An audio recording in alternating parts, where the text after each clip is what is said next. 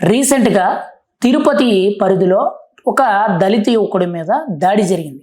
ముఖ్యంగా ఆ దళిత యువకుడైన పవన్ మీద అనిల్ రెడ్డి అనే ఒక వ్యక్తి పోలీసుల దగ్గరున్న ఒక ఫ్యాబ్రిక్ లాఠీ ఏదైతే ఉంటదో, ఆ లాఠీతోని విపరీతంగా కొట్టడం జరిగింది. దాన్ని వీడియో తీశారు. ఆ వీడియో ఎలా లీక్ అయిందనేది ఎవ్వరికీ తెలీదు. కానీ ఆ వీడియో అనేది ఆ జిల్లా మంత్రి అయిన తిరుపతి జిల్లా మంత్రి అయిన అనగాని సత్యప్రసాద్ గారి దగ్గరికి వెళ్ళడంతో ఆయన ఆ వీడియోని పోస్ట్ చేయడం జరిగింది. ఒక దళిత యువకుడి మీద వైఎస్ఆర్‌సీపీ పార్టీకి చెందిన కార్యకర్తలు, నాయకులు ఇలా దాడి చేస్తున్నారు. పదవి పోయినా కానీ అహంకారం తగ్గలేదని చెప్పి ఆయన పోస్ట్ చేశారు. ఆయన పోస్ట్ చేయడంతో అది హోంమంత్రి అనిత గారు చూసారు. ఇంకోవైపు నారా లోకేష్ గారు చూసారు. అందరూ కూడా రాష్ట్రంలో చాలామంది చూసారు. ఒక రకంగా సోషల్ మీడియాలో వైరల్ అయిందని మనమైతే చెప్పుకోవచ్చు. అయితే ఆ విషయంలో ఆ వీడియోలో కొడుతుంది ముందుగా వైఎస్ఆర్‌సీపీ అన్నారు. తర్వాత జనసేన వోళ్ళే చేశారని చెప్పి మళ్ళీ ఇటు మార్చారు. మళ్ళీ తర్వాత వైఎస్ఆర్‌సీపీ వాళ్ళు అన్నారు. కానీ నిజానిజాల్లోకి వెళ్తే ఆ కొడుతున్న అనిల్ రెడ్డి అనే వ్యక్తి మాజీ టీటీడీ చైర్మన్ అయిన భూమా కరుణాకర్ రెడ్డి గారి దగ్గర డ్రైవర్ కింద పనిచేయడం జరుగుతుంది. తనతో దిగిన ఫోటోలన్నీ కూడా ఉన్నాయి. ఇక్కడ మరి ఎందుకు కొట్టారు ఏంటనేది క్లారిటీ లేదు. ఎందుకనంటే ఒకళ్ళేం చెప్తున్నారనంటే తిరుమల దేవస్థానం పరిధిలో ఉన్న ఒక షాపు రెంట్ గురించి అక్కడ డిస్కషన్ వచ్చింది. దాన్ని నాకు అప్పగించాలి అని చెప్పి అనిల్ రెడ్డి బలవంతంగా తన మీద దౌర్జన్యం చేశాడు, కొట్టాడు అని చెప్పి ఒక కారణం చెప్తున్నారు.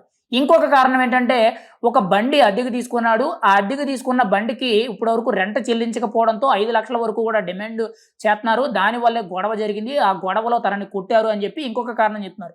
కానీ ఏది కారణం ఏదైనా కానీ ఒక దళితుడిని మాత్రం అలా బహిరంగంగా కొట్టడం అనేది, కొట్టిన దాన్ని వీడియో తీయడం అనేది చాలా దారుణమైన విషయం.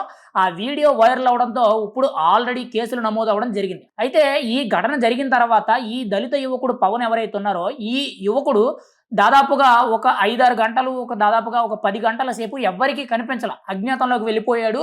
అసలు ఎవరికీ కనిపించలేదు. మేబీ కిడ్నాప్ చేశారేమో, లేదనంటే ఏదో జరిగిందేమో, ఎక్కడికో వెళ్ళిపోయాడేమో అని చెప్పి చాలా అనుమానాలు రేకెత్తాయి. వెంటనే కూడా తన కుటుంబ సభ్యులు వెళ్లి స్థానికంగా ఉన్న పోలీస్ స్టేషన్‌లో కంప్లెయింట్ చేయడంతో అక్కడ కేసులు నమోదైనయి. ఇలా దళిత యువకుడి మీద అనిల్ రెడ్డి అనే వ్యక్తి, జగన్ రెడ్డి అనే వ్యక్తి, దినేష్ అనే వ్యక్తి వీళ్ళ ముగ్గురు కూడా కొడుతున్న వాళ్ళు ఒకరు, ఒకరు సపోర్ట్ చేయడం, ఒకరు వీడియో తీయడం ఎవరైతే ఉన్నారో వీళ్ళ మీద కేసులు నమోదైనయి. అయితే దినేష్ అనే వ్యక్తి ఇంకా దొరకలేదని చెప్పి తెలిసింది. అయితే ఇక్కడ ఈ కేసులు నమోదవడంతో ఇది ఒక పెద్ద ఇష్యూ అవడంతో ఆల్రెడీ గతంలో ఇటువంటి ఇష్యూల మీద చాలా ఇబ్బందికరమైన పరిస్థితులు వచ్చాయి కాబట్టి ఇప్పుడు ఆ విషయాన్ని సద్దుమణిగించడానికి భూమా కరుణాకర్ రెడ్డి, తన కొడుకు అభినయ్ రెడ్డి ఎవరైతే ఉన్నారో వీళ్ళిద్దరూ కూడా రంగంలోకి దిగి ఈ ఇష్యూని సాల్వ్ చేయడానికి ఆ పవన్ అనే యువకుడి చేత తనని భయపెట్టి బెదిరించి మళ్ళీ ఒక సెల్ఫీ వీడియో తీయించడం జరిగింది. ఇది ఏ పార్టీకి సంబంధం లేదు.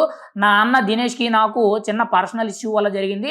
నేను వేరొక వ్యక్తిని మోసం చేయడంతో అది నా అన్నకి తెలిసి మీరు కొట్టడం ఏంటని చెప్పి మా అన్నే లాఠీ తీసుకొని నన్ను కొట్టాడు. మా అన్న నేను కలిసే ఉంటాం, కలిసే తింటాం, కలిసే పెరిగాము. తనకి నాకు ఏ ఇబ్బందులు లేవు. ఇదంతా కూడా రాజకీయం చేయొద్దని చెప్పి తనంతట తానే ఒక వీడియో తీసుకొని పోస్ట్ చేయడం జరిగింది.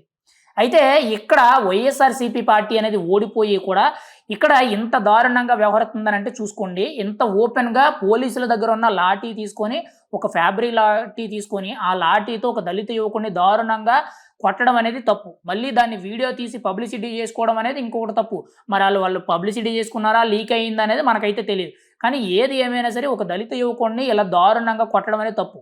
అక్కడ దినేష్ అనే వ్యక్తో లేకపోతే ఇంకొక వ్యక్తి ఎవరో ఉన్నారు. ఆ వ్యక్తిని జనసేన పార్టీకి చెందినవాడు, జనసేన పార్టీ నాయకుడే ఇలా అధికార మదం చూసుకొని కొట్టేస్తున్నాడని చెప్పి వీళ్ళ చేసిన తప్పుని జనసేన మీదకి నెట్టేశారు. కానీ పూర్తి వాస్తవాల్లోకెళ్తే ఇప్పుడు చూసుకుంటే ఆ వ్యక్తి ఎవరు, అనిల్ రెడ్డి అనే వ్యక్తి ఎవరు అనంటే భూమా కరుణాకర్ రెడ్డి గారి అతని డ్రైవర్ కింద పనిచేస్తున్నాడు. తనతో పాటు తిరిగాడు. గతంలో జగన్మోహన్ రెడ్డి గారితో దిగిన ఫోటోలు గానీ, భూమా కరుణాకర్ రెడ్డితో దిగిన ఫోటోలు గానీ, తన కొడుకు అభినయ్ రెడ్డితో దిగిన ఫోటోలు గానీ ఇవన్నీ కూడా వైరల్ అవుతున్నాయి. ఇదంతా కూడా వాళ్ళకి సంబంధించిన విషయం. పార్టీ మీద నెగిటివ్ పడుతుంది. పైగా దళిత యువకుడు కాబట్టి ఇది కేసు అవుతుంది. కేసు అయిన తర్వాత మళ్ళీ ఇబ్బందికరమైన పరిస్థితులు వస్తాయి కాబట్టి దాన్ని సద్దుమణిగించడానికి ఆ దళిత యువకుడిని భయపెట్టి, బెదిరించి తన చేత ఒక సెల్ఫీ వీడియో అనేది తీయించి దీనివల్ల ఎవరికీ తప్పు లేదు. ఇది నేను చేసిన తప్పు వల్ల నేను అనుభవిస్తున్నాను. ఇది ఏ పార్టీకి సంబంధం లేదని చెప్పి వీడియో చేయించడం జరిగింది. ఆఖరికి ఈ వీడియో అయితే రాష్ట్ర వ్యాప్తంగా కాదు, దేశవ్యాప్తంగా సోషల్ మీడియాలో విపరీతంగా వైరల్ అయింది. అయితే ఏది ఏమైనా సరే వైఎస్ఆర్‌సీపీ పార్టీ నాయకులు ఎలా ఉన్నారంటే అధికారంలో ఉండేటప్పుడే ఎంతో దారుణంగా ప్రవర్తించడం జరిగింది. ఇప్పుడు కూడా అంతకు మించిన దారుణాలకు తెగబడుతున్నా గానీ, మళ్ళీ ఆ తప్పుని వేరొక వాళ్ళ మీద నెట్టడానికైతే ప్రయత్నం చేయడం అయితే జరుగుతుంది.